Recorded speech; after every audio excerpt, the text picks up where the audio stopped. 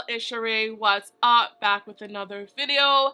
As you can see from the title, today we'll be talking about best-selling skincare at Sephora. I'll be sharing my honest opinion on the popular skincare products at Sephora. We have a lot to talk about. Some of these products were surprising, some not so much. I haven't tried all of the best sellers, obviously, but I will talk about the ones that I have tried and my opinions on them. Some things are definitely worth the hype and some things are not. That's natural. If I do mention some of your favorite products today and I don't like them, that's okay too. I'm not telling you to stop using them. I'm not telling you that they're trash. This is just based on my experience. Skincare, like hair care, like makeup, is definitely subjective and it's definitely personal. So I know a lot of people get in their feelings about other people's opinions. It's not that deep. It's just a video. It's just entertainment. Calm down. But if you are new here and you've never seen my face, but you like my face, definitely be sure to subscribe so you can stick around. Give this video a thumbs up. A like goes such a long way to support my channel. I will link everything that I'm talking about today. If you do want to pick something up, as always, click a link and save a life. Now let's get into it. One of the first items on this list is actually something that I've never tried and I do want to try it. It is the Summer Fridays Lip Butter Balm. A lot of people love this product, but $24 for a chapstick just sounds real crazy to me. If you have tried this product and you love it, definitely let me know.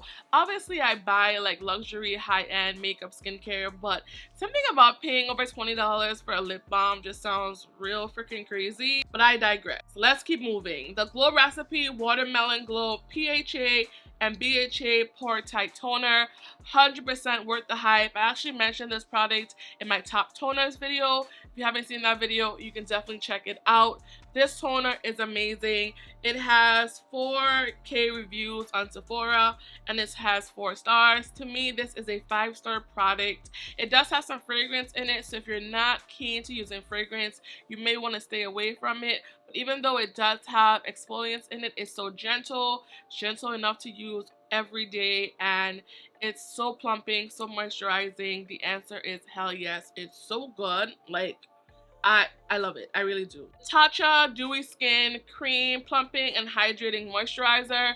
Now, I've only tried a sample of this. I've never tried the full size. And for me, I like it. I thought it was good, but is it worth $72 for less than 2 fluid ounces? I'm just not sure.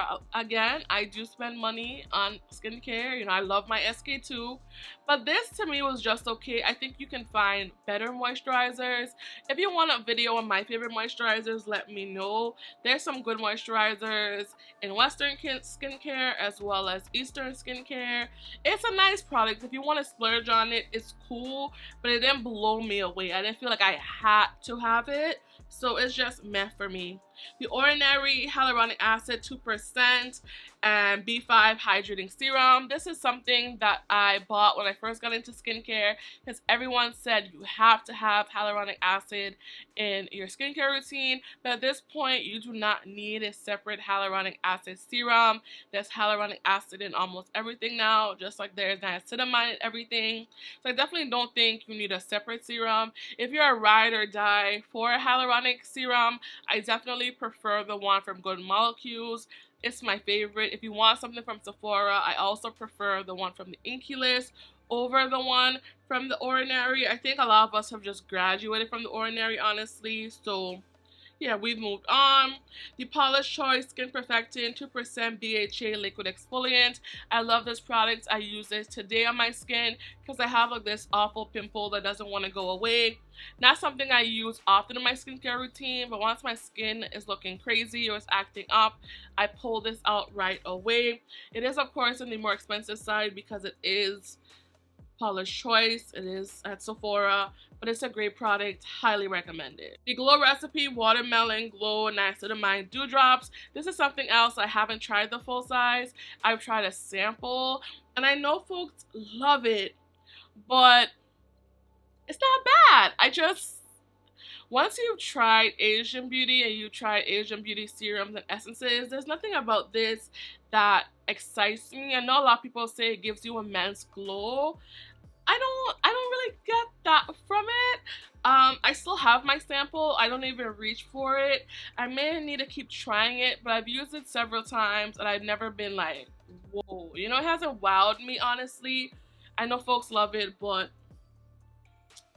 meh.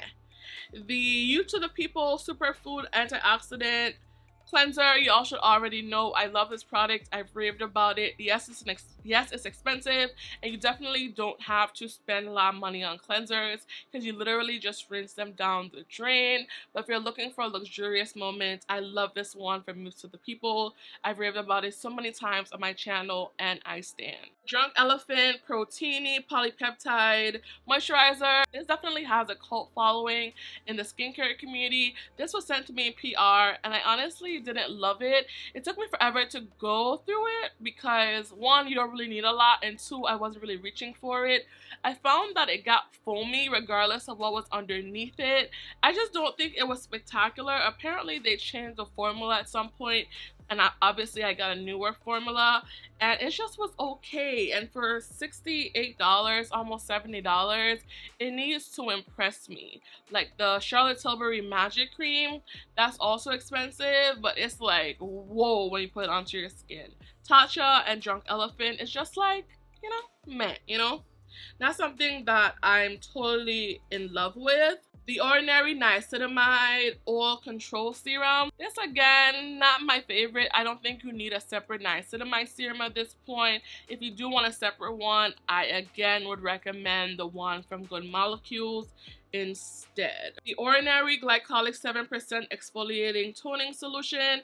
I remember when this used to be $7 and now it's $13, and I don't remember what that happened. When did this product increase in price? I mean, obviously it's still affordable compared to other skincare, but at one point this was under $10. So skincare, everything is just getting more and more expensive. I didn't like this on my face. It was too strong on my face. It was too much. Granted, I wasn't really aware of what I was doing back then when I first started using this. This is not something that I think beginners in skincare should start using. A lot of us start our skincare routines and really damage and burn our skin because we don't know better. So I wouldn't start off with this as a beginner.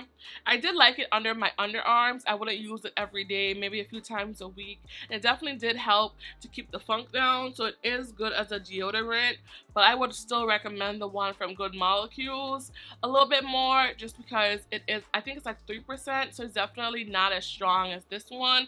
Some people are just going to bun up their skin trying to use this and make it work, so just be careful. The Supergoop Unseen Sunscreen SPF 40. I've used this before. It's a great sunscreen. It does burn my eyes because I do have sensitive eyes. My eyes are very sensitive to American filters, so it's not a favorite for me. It does have that silicone-y texture, so it's really great as a primer under makeup. I don't actually like the silicone feeling. I use a lot of sunscreen, and just having so much of that silicone on my face, it's not a favorite texture for me, but it is a great sunscreen. Still one that I recommend, but it's not a personal favorite. The Farmacy Green Clean Makeup Removing Cleansing Balm, another favorite of mine. I've raved about this several times. Right now I'm using the blueberry scent. Seasonally they'll come out with like limited editions, and I picked that up. They had like a set with their niacinamide mask, which is like their moisturizer, and that moisturizer, we'll talk about that in a separate video because that's bomb. But the Green Clean cleanses makeup really well, leaves your skin nice and soft. You don't always have to spend a lot of money on makeup cleansing balms, but my favorites tend to be the more expensive ones, like the one from Elements, like the one from Clinique, and also the one from Farmacy. Those are my favorites, and they're the most expensive balms that I've used on my skin. The Skin Fix Barrier Plus Triple Peptide face cream. If you like the Drunk Elephant Proteiny, you're going to love this. I think this is definitely a better product. It's more moisturizing. It's more it's just a better product. It feels better on the skin. I do love Skin Fix. This is definitely something that's more expensive, but you don't need a lot of it. It's probably too heavy for some of you in the summer, but if you have super dry skin in the winter, I would definitely recommend you pick this up maybe during the next Sephora sale. but that product, highly recommended. Kosa's Dream Beam Silicone Free Mineral Sunscreen. I've already dragged this product enough on my channel. I talked about it in my what's new sunscreen type of video. If you haven't seen that video, you can check it out. I also showed it in like a try new makeup video as well. I'll definitely link those videos in the cards. For me, it just doesn't work on dark skin, black skin. If you have a little bit too much melanin in your skin, I would skip this. I know people love it, but I don't love it. I also feel like it pills on the skin. It's just not great, honestly. I just don't think it's that great. So the answer is no for me personally. Natasha Rice Wash Skin Softening Cleanser. Now, I've had a sample of this. I haven't had a full size, but I love this. This is a Tatcha product that I love. It has a little bit of like grit to it, but very gentle grit, where it works really good in a morning skincare routine, because usually at night I'm using retinol or I'm using exfoliants and I don't also want to do a physical exfoliation. This has a very gentle physical exfoliation. I love this product. It has 2.5k reviews and 4.5 stars, and it's good. Like, it's good. Definitely would repurchase that in the future. I have a lot of cleansers, so not anytime soon, but I would pick this up. The Charlotte Tilbury Magic Cream, I mentioned that product earlier. I've only used it a handful of times, but I've talked to the girls at Insider Tea about it, and I don't know why it's so good. I mean, it's $100, yo. Like, it's $100 for 1.7 fluid ounces, so not affordable by any stretch of the imagination, but it just looks so good on the skin. Like, I can't wait to keep playing with it. This was sent to me in PR, but I'll keep testing it and I'll report back on whether I think it's worth $100. But so far, I honestly love it. I want to love it because it's high, but it's so good, y'all. It's so good. The Peace Out Salicylic Acid Acne Healing Dots. I've talked about those so many times on my channel.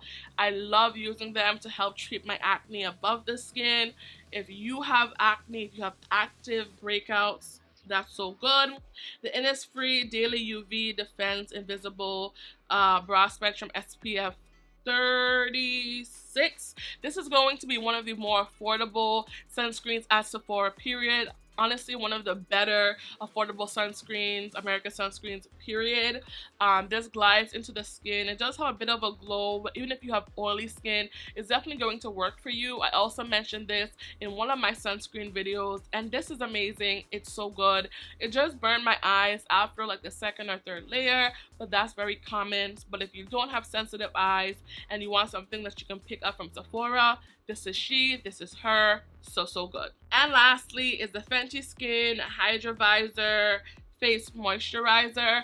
Honestly, I only tried a sample of this. I've never tried a full size. And from the sample that I tried, it burned the hell out of my eyes. I think from the first layer, my eyes were watering. Now, don't get me wrong, it looked amazing on the skin. It wasn't heavy, it wasn't oily, it wasn't greasy, but my eyes did not love this product. Even though it worked great on my skin, it did not work great for my eyes at all. But that's definitely personal. I have baby ass eyes. I say that all the time, and this unfortunately did not work for me. I really haven't tried much of anything for Fenty Skin. If you do have some Fenty Skin recommendations, definitely let me know. But this video has been long enough, so I'm gone for now.